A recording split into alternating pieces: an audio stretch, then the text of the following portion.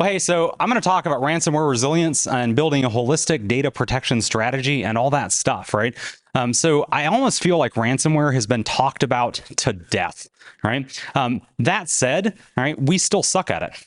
I mean, let's be fair, as an industry, right, we still suck at, well, not detecting ransomware, because as it turns out, ransomware, you don't need a strategy for detecting it, a strategy for recovering from it. It's the only malware that announces itself. It's like, hey, I'm here, right? I've done the damage. Now what, right? So I want to talk a little about backup strategies.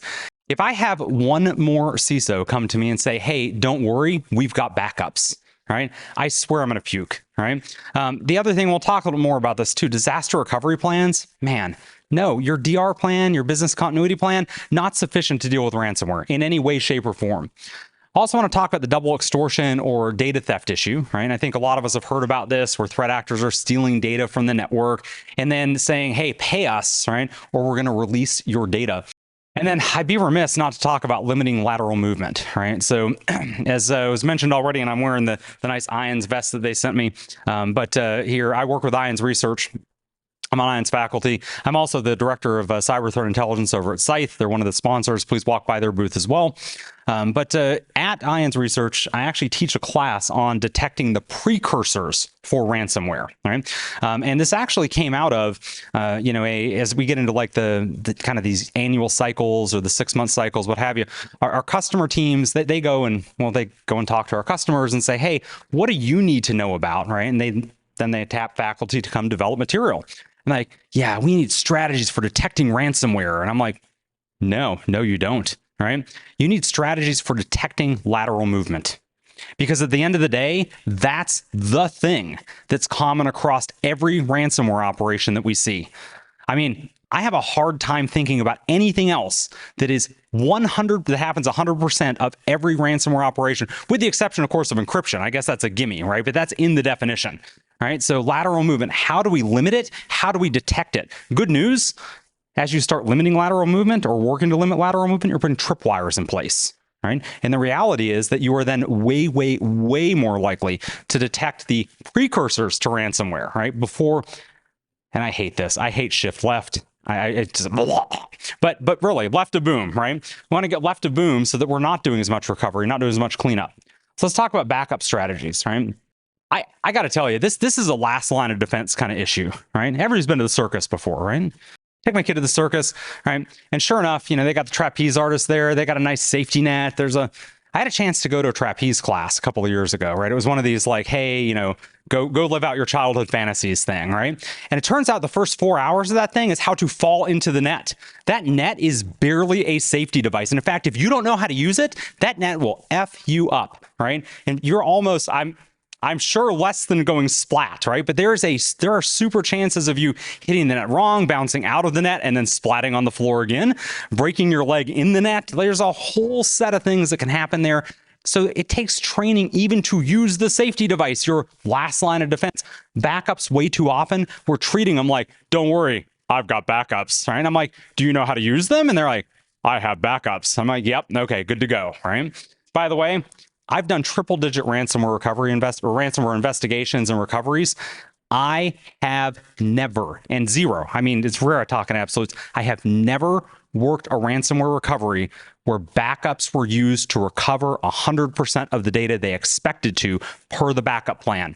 I'm not even talking about the stuff that didn't meet the recovery point or the recovery time objectives.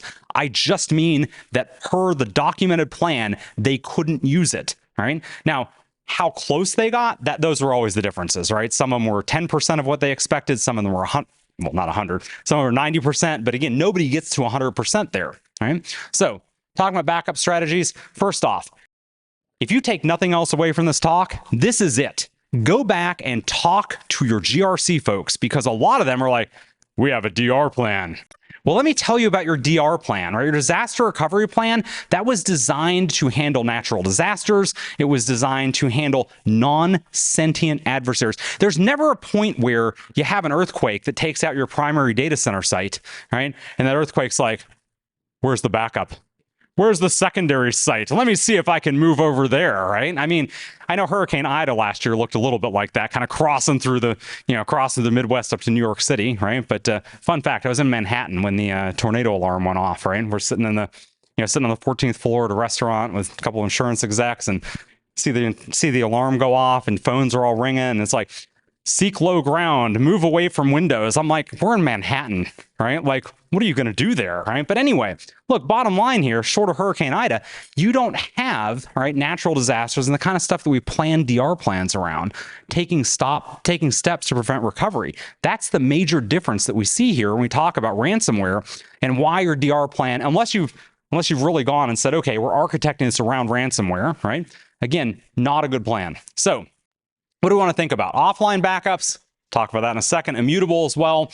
And then let's talk about data only. And this is something, man, the vast majority of folks when I talk to them about backup plans, ask, do you have any data only backup plans? Like, all our systems are backed up. I'm like, that's not what I asked. I'm talking about your data. I can rebuild a system. I can't reconstitute your data.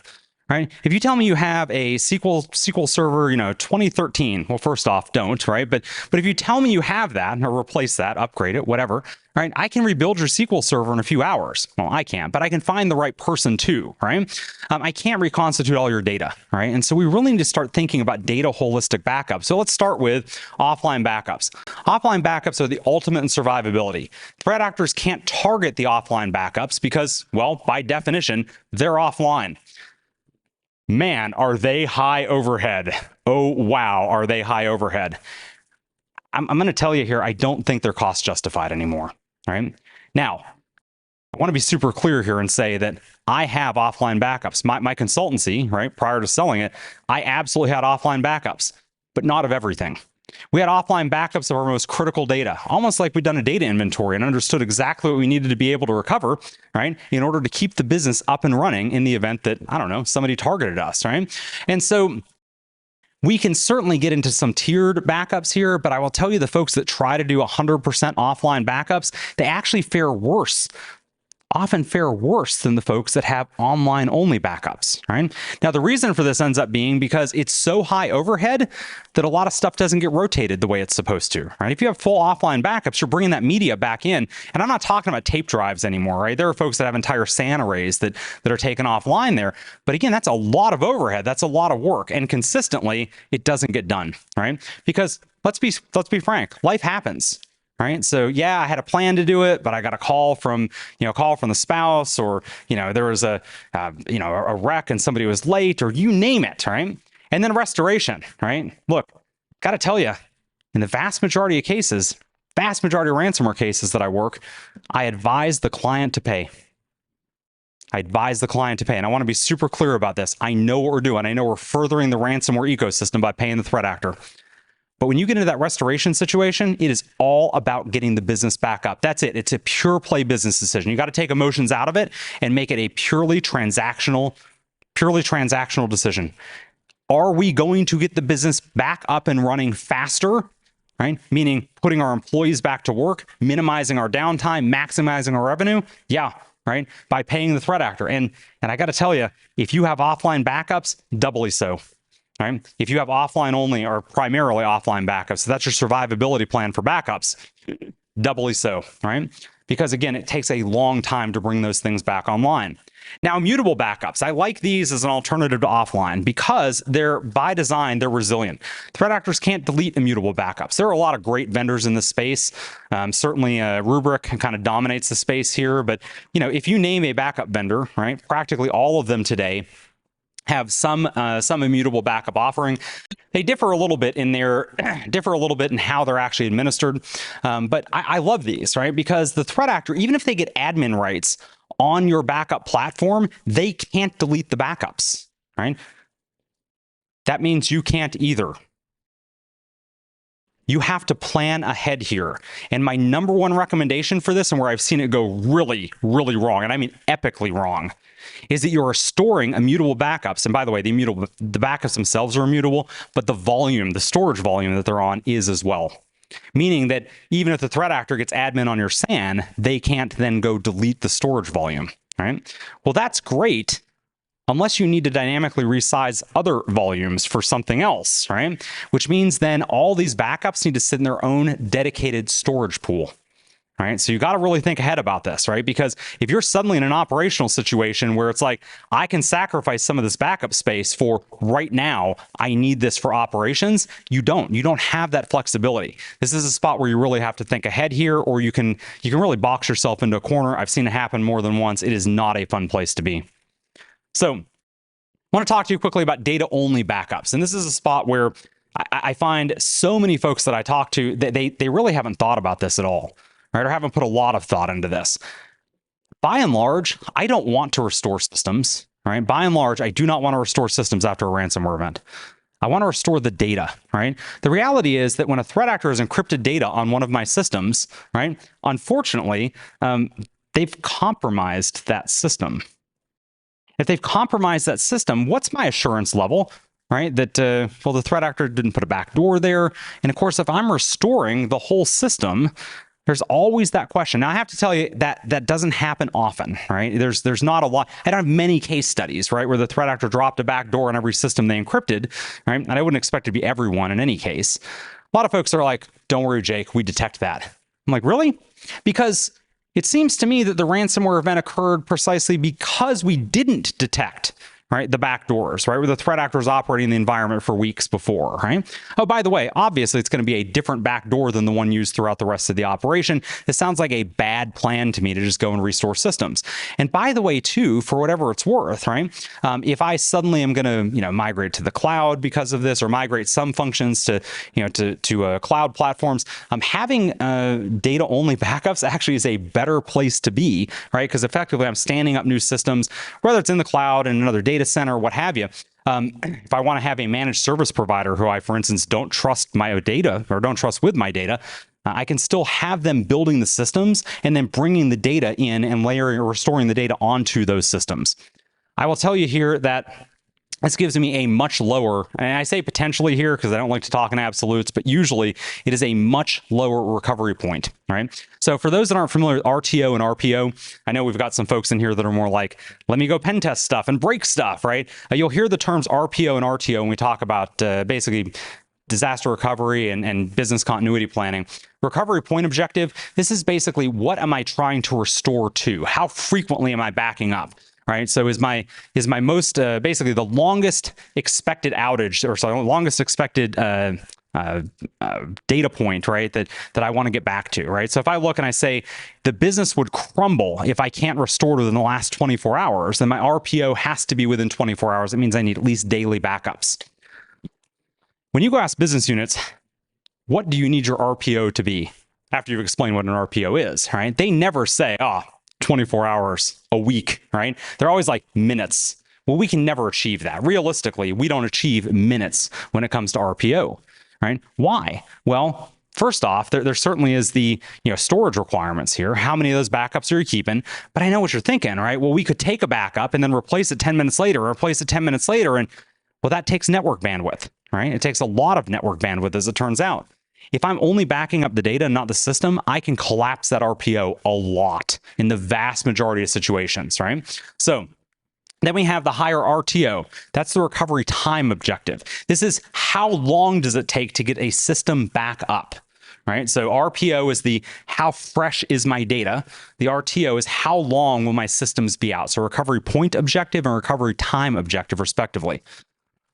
Now, you can't have your cake and eat it too, right? Data only backups, they need a clear OS or a clean operating system to restore onto, right? And so as a result, that means somebody somewhere has to go build a clean operating system, right? As opposed to pressing the restore button and be like, restore the operating system with the data, right? So what we're doing here is we're trading a better recovery point, right, for a probably higher recovery time, right? Now, I will tell you depends a lot on your business case, right? And even within a given business, the particular business unit, this may vary by. But in most cases, I can suffer a little bit longer downtime if my recovery point, if I'm restarting operations with less data loss, right? If you've never worked one of these incidents before, where you have a catastrophic loss, like happens with the ransomware, even if we can restore back, let's say we have a 24-hour, right, 24-hour recovery point objective, and we have high churn data, we have to go back. High churn meaning it changes a lot during a given day. That means I've got a lot of reconstituting to do, right? A lot of reconstituting to do. If you work in healthcare, if you work in finance, this is all really, really a big deal to HIPAA, by the way. Man, the pandemic has confused a lot of people about HIPAA. But I'll tell you something that confuses people, even people that know HIPAA, right, about HIPAA. It's not just if you lose the records. It's not just that the records get stolen. If you can't access the patient data, that also, right, or if you treated somebody and that data is gone, that is also a HIPAA violation. And it turns out, as a matter of fact, as I've dealt with the Office of Civil Rights, they're the folks over at HHS that deal with that, they tend to be a lot madder about you losing patient data than making patient data available, right? So basically, compromise of confidentiality versus integrity, right? So basically, threat actor steals the data versus, yeah. So in most cases, I'll trade the lower RPO, right? So a lower recovery point for a higher RTO. Okay, let's talk about some other backup resiliency considerations, right? Look, storage is cheap. It's nearly free, right? Who did the floppy disk talk last night? Who was it? It was Adam. Adam from Red Canary. Had me come to whose slide? Or no, sorry, Slide Roulette. He's talking about why I love floppy disks, right? And he popped up there and it was like, was it 720K or 1.4 megabytes for the 3.5-inch floppies? Storage is cheap. It's just cheap. First off, stop doing incremental differential backups. Unless it's absolutely necessary, just stop, right? We used to do this, and I get it. They still teach it in A+, right? They still teach it in CISSP. You still need to get your GSEC. What's a differential backup? Okay, cool. Learn that and then forget it, right? Because the second you get into operational space, storage is so cheap, it's practically free. You got to start thinking about what is the cost of the actual recovery. Because if you think about a differential backup, right, I may then have to go at minimum, I have to do 2 backups. I have to restore the base and then I have to restore the differential. For the love of me, for the life of me, I do not understand why anybody today is doing incremental backups. If you have a weekly full backup and you get to the end of that, right, and you're doing dailies beyond daily differentials, or sorry, daily incrementals, you're restoring the base, right, plus each one of these incremental backups. And man, does this take forever. And by the way, we all take all kinds of time to practice our disaster restoration procedures, right? No. And so your system admins who have never actually done this before, right, and definitely not on the systems they need to, it's the absolute train wreck that you would expect. Something else to note here, ransomware rarely encrypts database files. They encrypt the beginning of the database file and sometimes little spots throughout. And I say the beginning, usually a couple megabytes. Right, so most ransomware checks the file size. This isn't something unique specifically to database files, but they check the file size and then go encrypt the beginning and they encrypt throughout, right? And so, and I say encrypt throughout, meaning like a little 4K chunk here and a 4K chunk 50 megabytes in. And what's really cool about this, and by the way, the reason they do this, the reason a lot of ransomware does this, and I'm not talking about all ransomware because I'm the sample somewhere that fully encrypts 100% of the database, right? The reason they're doing this is that it doesn't take a lot, and particularly with that first couple of megabytes gone, right? Your database parser can't read the file anymore. There's specialized recovery software that can go in and grab the data back out of the database because we do it all the time, right? And so oftentimes that's my fastest way to get back up and running because, by the way, especially if you have, I don't want to talk bad about a company that rhymes with Smoracle, but if you happen to be using them as a database engine, right, backups there are tenuous to say the least, I guess is a good way to put it. And so oftentimes they're able to recover very quickly using that method, right, going through and parsing that database file. I do also want to mention a lot of us are on hypervisors, and as we get into hypervisors, man, we oversubscribe everything on hypervisors, almost by design. But where we oversubscribe them the most is IOPS, right? So input-output operations, disk usage. When you have to suddenly go restore a bunch of systems simultaneously, whatever you thought your recovery time was going to be, oh, buddy, right? You can even test it. I love when folks are like, yeah, Jake, we tested it. We tested where we restored the system. We thought it was going to happen in 3 hours. It happened in 2.5. It was great. I'm like, neat. How many systems are in your hypervisor? They're like 300. How many did you restore? They're like 1. I'm like, let me do some math for you, my friend, right? And so all of a sudden that 3 hours that you were expecting turns into 3 days, right? And again, that's not an exaggeration, by the way. Then we get into remote sites, and oh my gosh, man, remote sites. And people are like, yeah, we're gonna go and restore back to that remote office over there. And I'm like, oh, cool. What's the connectivity there? And they're like, yeah, it's 5 megabits. And I'm like, cool. FedEx for the win, right? And they're like, no. I'm like, yes, 100%. I'm going to race you, right? I'm going to ship a drive, and I assert with high confidence, right, that my next day overnight, right, or the before noon overnight there, I'm going to have that there and back up and running long before you do it over the network, right? Just operational realities, right? And so this is a lot of stuff that folks don't think about there from backup resiliency. Let's talk about double extortion data theft. Again, if you take, I said one thing away, it was the DR piece. Second thing, I want to talk about DLP. I've done dozens of double extortion ransomware investigations, and DLP has never been a consideration. Not once. Not like ever. Not an alarm that somebody ignored, and then we found it in the end. We're like, oh, if only they'd paid attention to this alarm. No, not even that, right? DLP just isn't a consideration ever.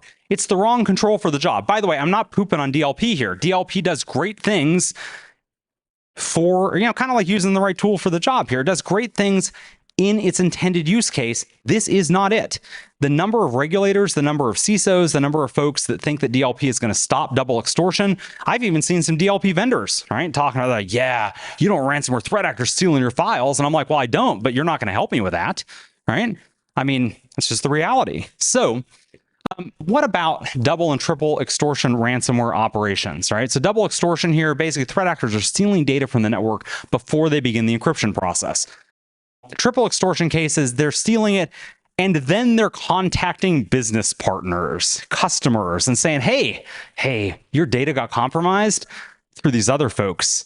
And if you don't want that data to be public, you'd better pay us, right? So they're trying to compel more payment, right? So this is a really interesting kind of paradigm here. But the reality is none of this works if you detect the threat actor removing the data from the network in the first place.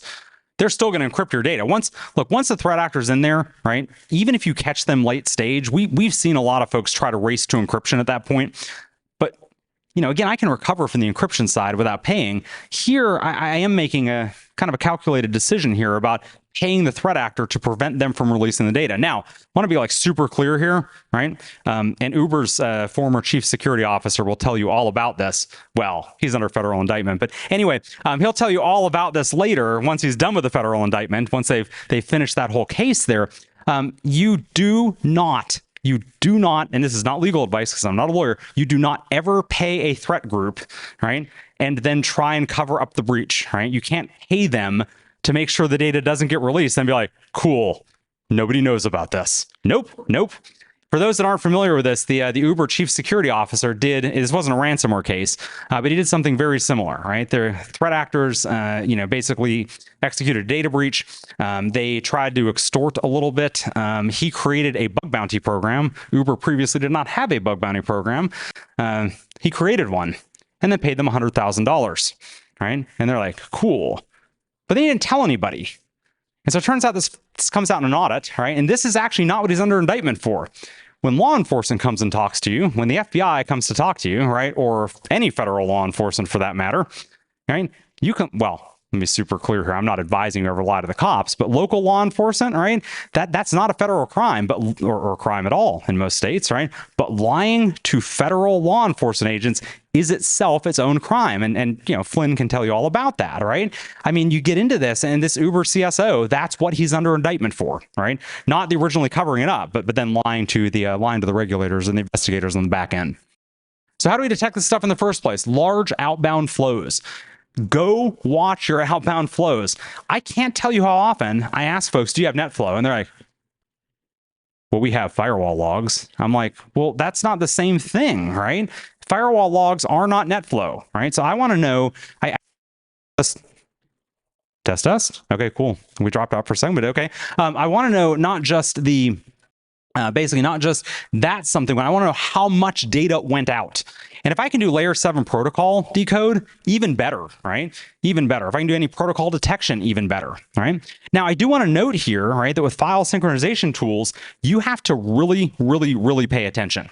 If you've ever looked at how Dropbox or OneDrive or any of those tools work on the back end, they are not shipping out your data in one big flow. It's not like one giant file, like you're FTPing gigabytes out of the network, right? they're breaking the file into Dropbox, at least 64K chunks, and then they're shipping that out over HTTPS. Right, so you have an HTTPS connection and they ship a little bit of data. And so you've really got to pay attention in aggregate, right? In aggregate overall. So this is really tough, right? I worked a case a few years ago where DLP again, right? Yandex disk was actually used to go exfiltrate, I want to say somewhere in the neighborhood of, is it 130, 140 gigs? I can't remember the exact amount of data. Way too much data, right? So threat actors, if you're not familiar with Yandex is Russian Google, right? So they're the big search engine in Russia. Just like Google has Google Drive, Yandex has Yandex Disk. And so they use Yandex Disk to go basically to install that. They're like, install that. And then they just dragged and dropped. They had an RDP connection and they dragged and dropped from the file share and the SharePoint site, right? And they just dragged it right in the Yandex Disk folder and it just exfiltrated right on out. And the organization was like, well, hold on. CISO says, Jake, we deployed DLP. And I'm like, does your DLP work with the Yandex Disk? He said, what's Yandex Disk? I'm like, exactly, right? And so and he's like, well, we have firewall logs. I'm like, do you? Right? And we went and looked at the firewall logs. He's like, yeah, we alert on any connections over 10 megabytes, right? Well, okay, well, neat, right? That have more. And I'm like, by the way, what's your alert volume on that? 10 megabytes, by the way. Any connections that transfer more than 10 megabytes. He's like, and then we looked and it's the alarm volume is like through the roof. Oh, and by the way, what's the SOC done with that? Suppressed all those alarms, right? And so, because of course they have, because you're alarming 8 times a minute. That's not an exaggeration, by the way, 8 times a minute. In a previous audit, right? Actually, in a previous Why Was Hacking Fest, I talked about event logs. So last year in Reno, as a matter of fact, how to tune your event logs, right? In a previous audit, they had determined that they needed to look at file level logging, file level access logging. So they went and they turned that on. It was awesome. They had lots and lots of logs so we could see exactly what was taken, 100% of exactly what was taken over the last 18 seconds. Right. So that was problematic. And by the way, last 18 seconds was the last 18 seconds before I got to the logs. Right. So, you know, they turned on a bunch of stuff, but they didn't increase retention for said logs. Right. So cataclysmic set of failures here. Look for outbound flows and then actually think about the tools that are being used today. Right. So speaking of tools that are being used today, Rclone and Mega. There is never, and I mean this, never, back up, unless you work in cyber threat intelligence, there is never a reason for a corporate entity to connect to Mega. There is never a reason for a corporate entity to connect to Mega. Right?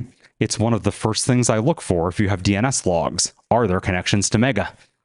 Nothing good happens on Mega. Right? Says the guy with a huge Mega account because I work in cyber threat intelligence. But, right? So look, Mega, if you're not familiar with this, you may remember Kim.com used to be Mega Upload way back in the day. After the feds took him down, he's over in New Zealand now. And they really re-architected that to the point that they themselves can't see your data. So your password, when you first create a Mega account, you set that password and they tell you 100%, right? If you lose this password, we can help you recover a password. You will not recover your data. Because that password is used to seed the encryption key such that they cannot be compelled to give up your data. So if you set a strong password and they won't even let you, forget the weak, like your password has to be pretty ridiculously, I say ridiculously, but it has to be pretty strong, right? So threat actors love this because it's 100% law enforcement resistant. Now, the problem is most threat actors, or many threat actors, are operating on the command line. So how do I transfer data to Mega? I certainly am not going to install the client, right? I'm certainly not going to open a web browser, certainly from the command line. Rclone for the win, right? Now, Rclone is not a malicious tool necessarily. Rclone is used for all kinds of data for operations, but is it used in your environment? I would almost call this a potentially unwanted application. I wouldn't call it a lull bin in this particular case because lull bins are living off the land binaries. It's not that. It's not there with your operating system, right?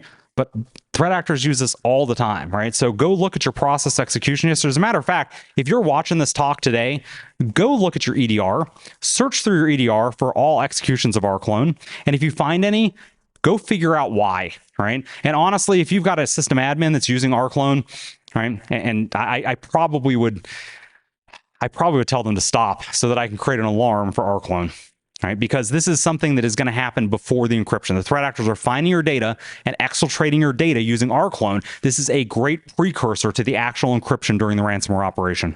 right? Of course, remember, it can be renamed, right? That is a reality. Good news, vast majority of threat actors I see don't rename Rclone.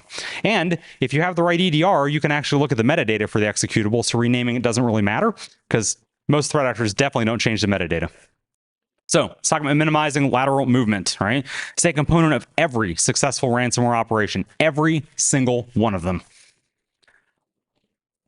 There are relatively few methods. A couple of years ago at WWHF Hackfest, Jonathan Ham, he actually was a contractor for me at the time. He was keynoting WWHF Hackfest in Deadwood in maybe 1920. I can't remember which year it was. But he called me up and he said, he's like, Jake, I want to do a threat hunt live on stage, right? He's like, I want it to be something that is command and control. I talked about the live on stage part, right? For a lot of reasons. But he says, yeah, regardless, I want to go hunt a brand new command and control. Never before seen. He's like, will you write one for me? He's like, I want to write it. I'm going to go deploy it in a client network, one of our client networks. He's like, and then I'm going to go use the telemetry to go hunt it so that we can look for how do you hunt something that's never been seen before. I was like, if you get the client authorization to do this, game on, man. I'll write the new C2, right? Did it in a couple hours, right? And wasn't that worried about it. If he came to me and was like, Jake, I'm going to go hunt lateral movement, create me a brand new lateral movement technique, I'd have told him to pound sand because we're not talking about 4 hours. We're talking about weeks, right? Weeks to create a new, never before seen lateral movement technique. And honestly, it's probably going to be a variation of one that already exists, right? Whereas command and control, data exfiltration, game on, like myriad ways to get this done, right? So it's a natural choke point for detection engineering for both reasons, right? One, because there's so few ways to do it, and two, because it's a necessary component of these operations. So we start talking about techniques. I'm not going to get into the myriad techniques here, but they all rely on a very small number of protocols. SMB, RPC, that's been in the news recently, huh? Right? So RPC, RDP, PowerShell remoting, and SSH, right? What other protocols have you seen in lateral movement? I mean, I've used some, right? I've used SQL injection, right? Or even a connection to a SQL server, right? And certainly if you've done Microsoft SQL, you remember XP command shell, right? If you're on a MySQL server, I see somebody pumping in the back. Yeah, XP command shell, right? And then there's, MySQL, right? You've got MySQL. You can do the, if you don't have AppArmor or SE Linux configured, right? You can do the select into trick, right? Where you then go load a plugin. I mean, certainly there are some other tricks here, but they're super dependent on third-party software, right? Or on client software on the systems, supposed to like core part of the operating system, right? If you're old enough to remember remote shell, like RSH, all plain text stuff, remember .rhost files? Woohoo, right? But so we don't have that anymore. I mean, unless you're, like in the Wayback Machine here, using super legacy technology. That means you're probably in healthcare, right? So network segmentation, coming into the lateral movement, stopping lateral movement, it's network segmentation for the win, right? I wish I could go back and make that top sentence super bold. Matter of fact, that top sentence probably belongs on its own slide, like we were seeing a minute ago. There is no reason, and I mean no reason, for most endpoints to connect to most other endpoints using any protocol. Not only the protocols that we just reviewed. When clients, workstations, right? So when a workstation endpoint talks to another workstation, one of those workstations is by definition a what? A server. Yeah, right? Which means it doesn't belong on a workstation subnet. Now I get it, right? We've got a lot of folks in IT that have been around a long time. I myself am a proud MCSE 2000, right? MCSE security, no less, right? For Windows 2000, right? So I've been around a while. I get it, right? But I've also moved on, right? I've also moved on from that time. There's a lot of folks that are like, yeah, don't worry, you can. I remember as part of the MCSE, right? You had to learn how to go install like internet connection sharing services on Windows 2000 workstation. Internet connect, I mean, like remote access services on workstations, right? Absolute madness, right? Look, the reality here is that you have to start reconfiguring your networks so that you don't have workstations talking to workstations. This means network segmentation. It means creating boundaries where I can apply inter-VLAN access control lists. Look, back in the day, before we had virtualization in mass, I get it. It was a big deal to go and relocate servers, right?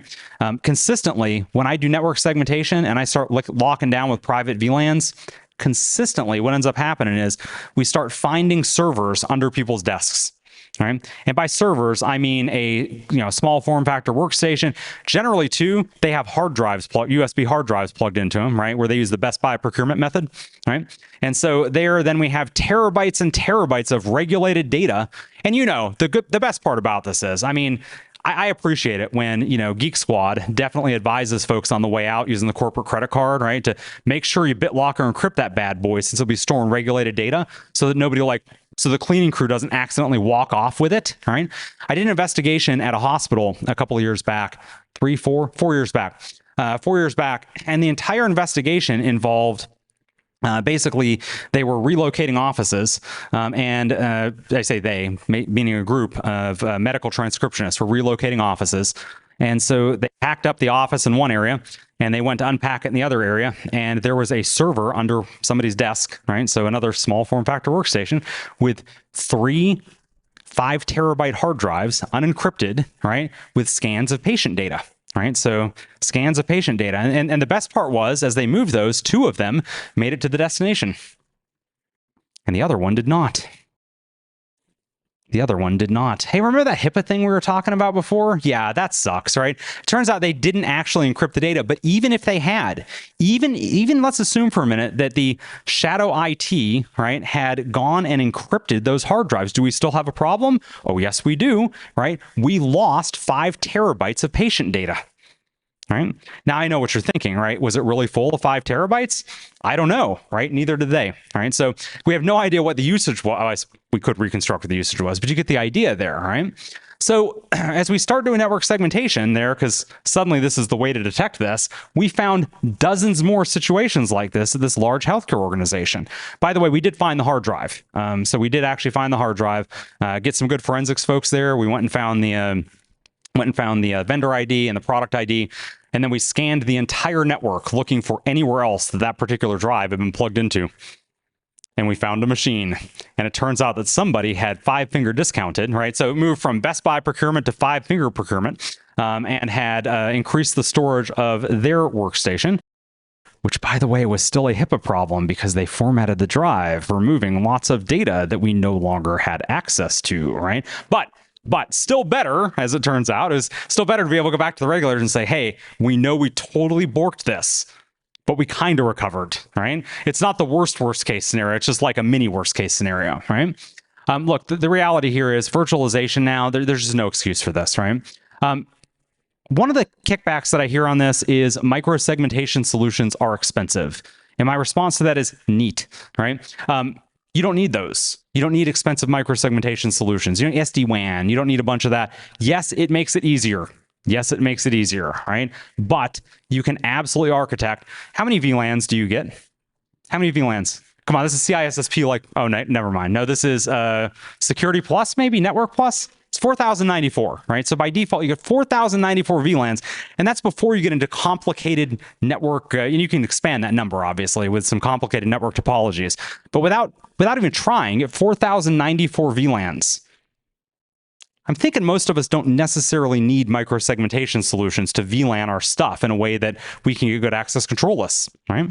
So, and again, I do want to be super clear. I'm not saying don't invest in that stuff. I'm saying that don't make that a barrier to you implementing some access control lists here to lock down and prevent lateral movement, right?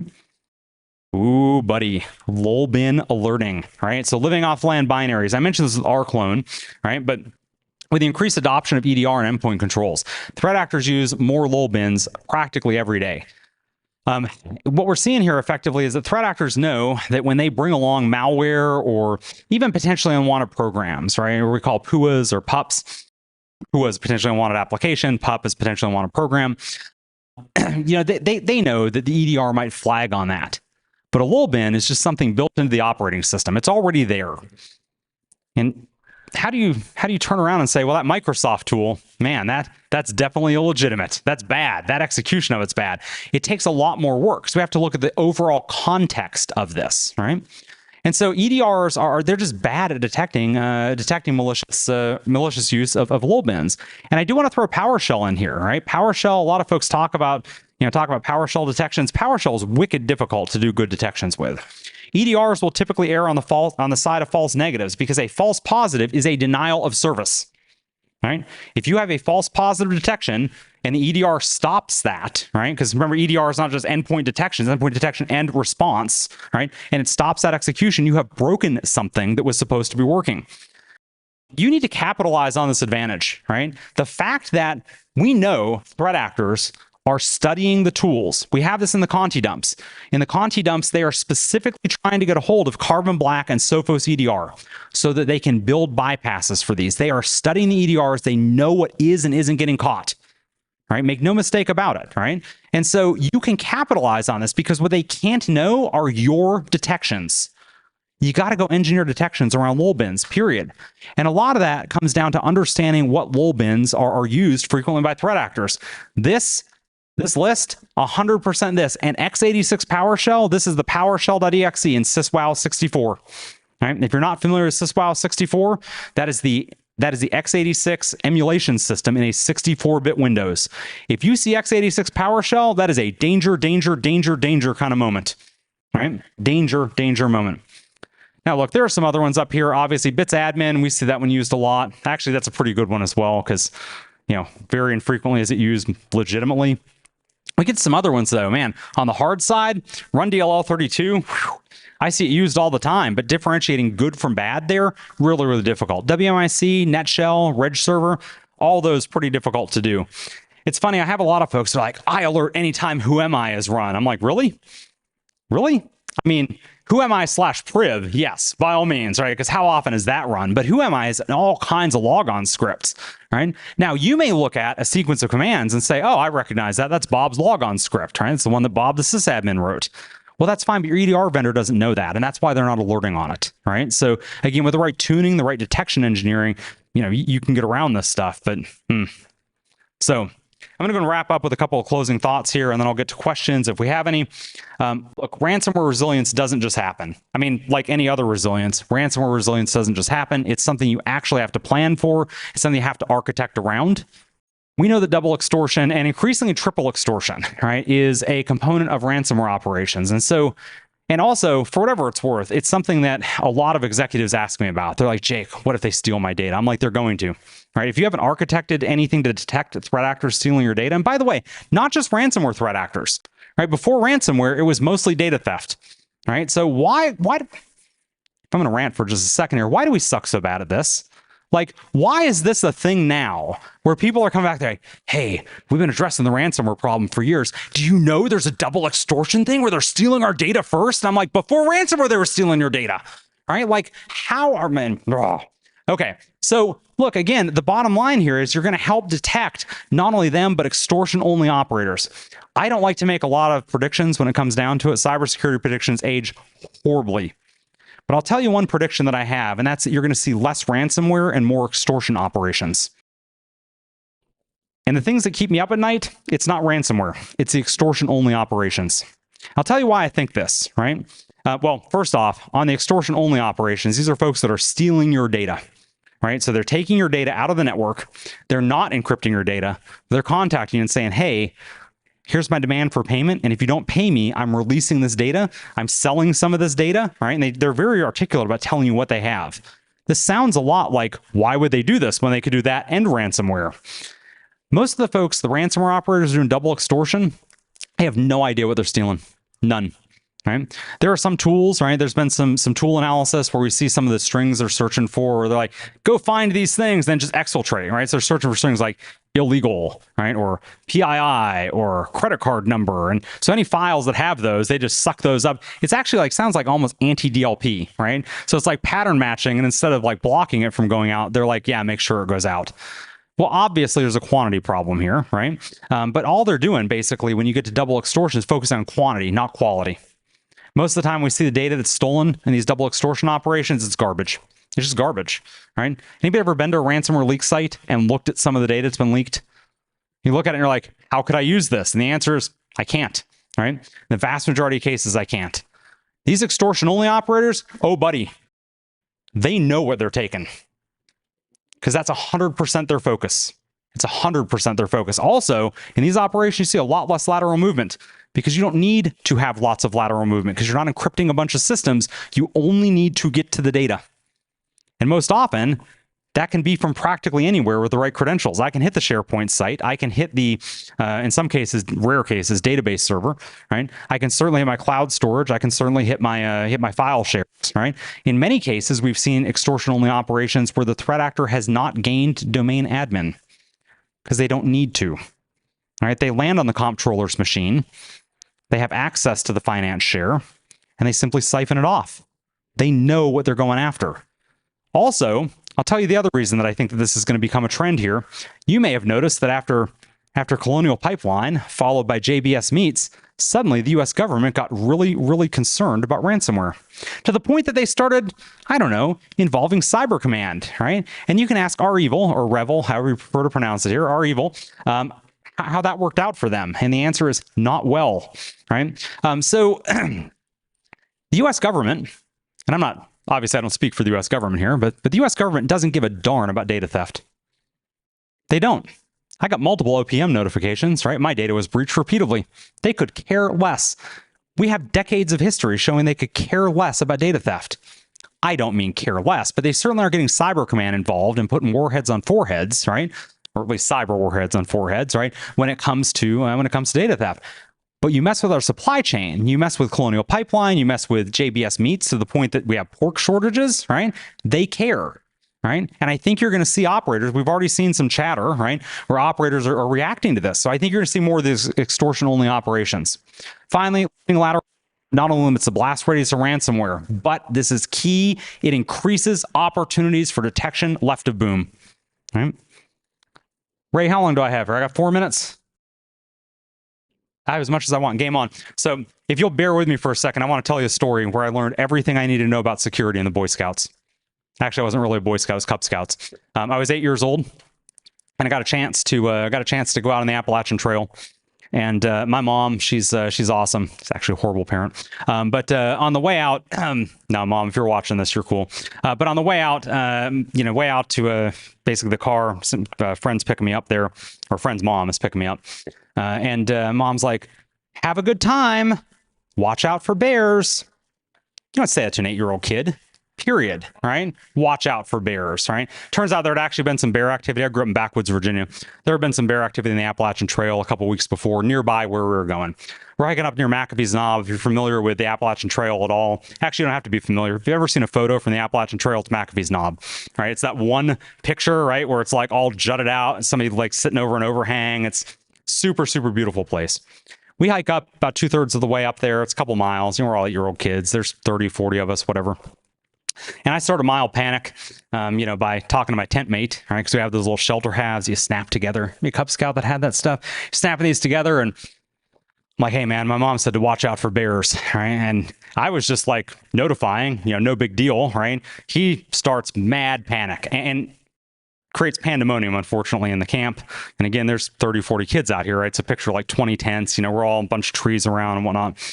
And Scoutmaster finally gets the panic died down a little bit. He's like, don't worry, we'll be able to find the bears, right? And I'm like, yeah, okay, right? So he grabs a couple of the cans from the beans that we'd eaten for dinner, right? Well, had hot dogs and beans, right? We all had that experience, right? But he grabs a couple of those cans and he strings up a couple of the cans between two of the trees. And again, there's like 20 tents out here, right? Dude strung up maybe like 8 feet worth of line, right? And then taps the line. He's like, clank, clank, clank, clank. And of course, it's right next to our tent, right? Because, that's who caused the pandemonium, right?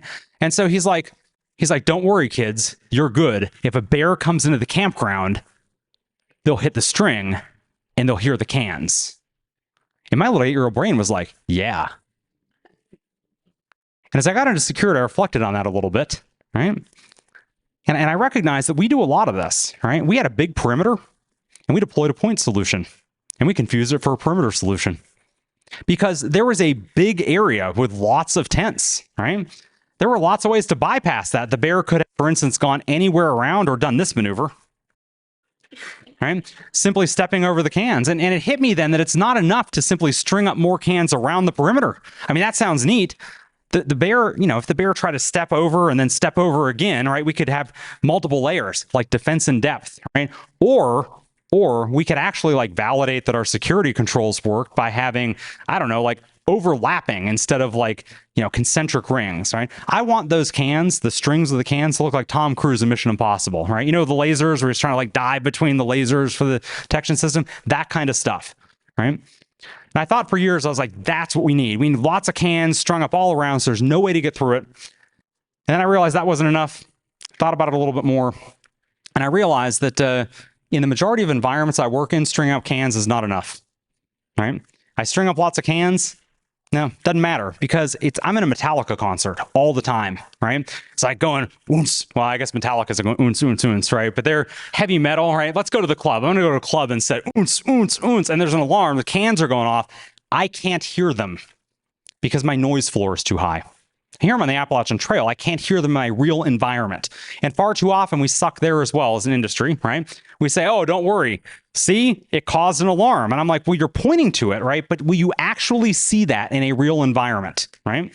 So purple teaming for the win there, right? But basically getting in and lowering your noise floor so that you're going to see a detection. And then, yes. And then thought a little bit further about it. So for years, I was like, here are the 2 things I need to know about security. Then I figured out there was one more because as I thought about it a little bit more, I recognized that had a bear come into the campground that night, we had no response plan. Yes, we were all little Cub Scouts. Yes, we all had knives. They were the little pocket knives, the little Swiss Army knife that has the toothpick in it, right? I think it's an 1.5 inch blade, if I recall correctly. It doesn't lock out. We were not going to go all Lord of the Flies on some bear, right? Just that wasn't going to happen. We had no response plan, right? And so as I've thought about this a lot more, it's occurred to me then that there are 3 things I need to think about for security. By the way, feel free to steal this story. This actually did all happen, right? The whole bear thing and then stringing up cans. Feel free to steal this story and tell it to your executives. Trust me, it resonates with them because the vast majority of them are old white men, most of whom were Boy Scouts, right? And so anyway, 3 things you need to remember about security: string up lots of cans, lower the noise floor so you can hear the cans, and have a response plan so you can kill the bear. And with that, I'll open it up for questions, or I thank you for your time. And if you have lots of other time, go jump in the SCYTHE workshop. We're doing other purple team stuff as well. Stop by the IONS desk, talk to the folks there about decision support services. And I think that's it, right? That's good enough. But questions first. Applause will do. Okay, well, either way. Okay, that's enough. Let's have some questions. Jay, I've got a question. The extortion process. Is it the same team with the same motivation, or does it change teams and change motivation?